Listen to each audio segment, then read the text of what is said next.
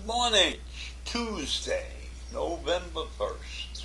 And the Supreme Court is taking up affirmative action. Now, affirmative action allows universities and colleges and institutions of higher learning to use race as a qualifier for entry into the school.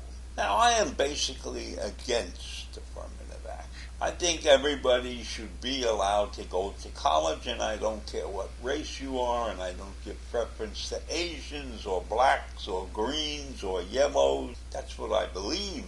That's the way I believe the system should run. Everybody takes a test, or everybody qualifies on things other than their color or their religion or their thoughts. Everybody should be allowed to go to school, and there should be no affirmative action. That's what I believe. However, I also know that affirmative action happens to be necessary in this country. Because while the Constitution says everything should be equal, it isn't. School systems in this country were supposed to be equal. And in the South they had a rule that said separate but equal. But that was not the way it worked. And that's not the way it's working now. All schools are supposed to be equal. All education is supposed to be equal. We have big fights about what should be considered education. You know that there are groups that are fighting to keep the sexuality of children out of the school, out of the discussions on subjects. I'm against that too. I think in school you should be allowed to talk about anything.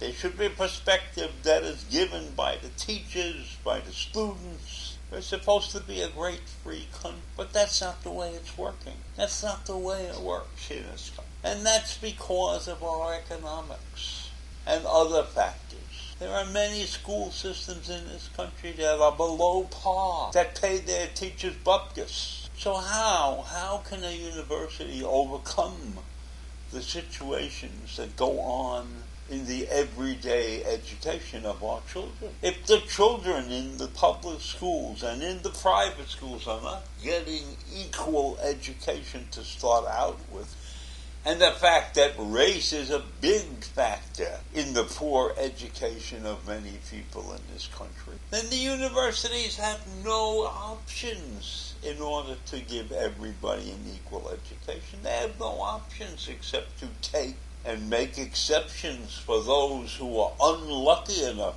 to go through their early years in a poorly funded, underperforming school system. How can we justify doing away with affirmative action if we cannot give everybody an equal education from the ground up, from pre-K to grade 12? Now we see many abuses in private institutions. And I'm sorry to say, major abuses occurred in the Orthodox Jewish community, where the secular education was put on hold, so to speak. Limited time for secular education. That wasn't fair. And I don't know that affected the college entrance, because I don't think that colleges were looking at Orthodox Jews as part of the affirmative action program. But in any event, those things are what happens in universities and colleges. They're confronted with this. The fact that they are getting students who are not really qualified to go to school, and they have to get them in there. And I guess the key in those situations is identifying those that have the ability to overcome the 12 years that were wasted, or the 18 years that were wasted by the time they get to college age. It takes an awful lot when you're accepted and you're really not up to snuff, not where you had to be in your education to even get into a good school. Now, I was lucky. I had a decent education in the Bronx. And when I decided to go to college, which was 3 years after I graduated from high school, my grades were not good enough to get into college. I had to take an entrance exam.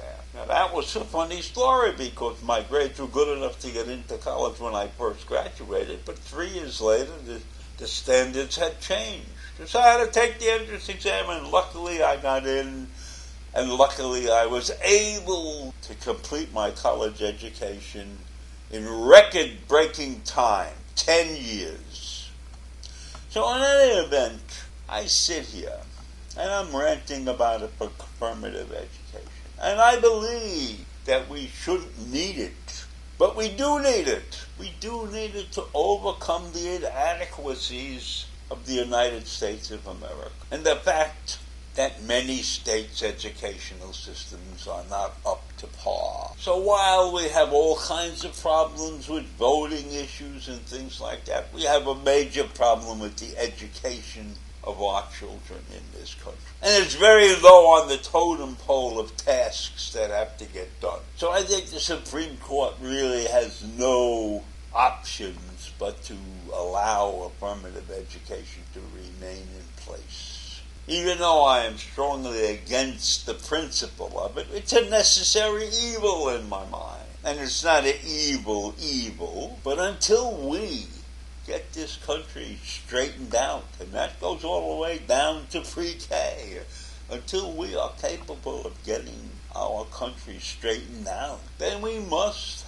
stick with affirmative action. And yes, there will be cases where somebody will sue because they believe they were restricted from college for whatever reason, that more blacks were taken and they should have been taken as a white or a green. But that's the way it has to be. We got to live with these little foibles because our educational system is not really up to snuff.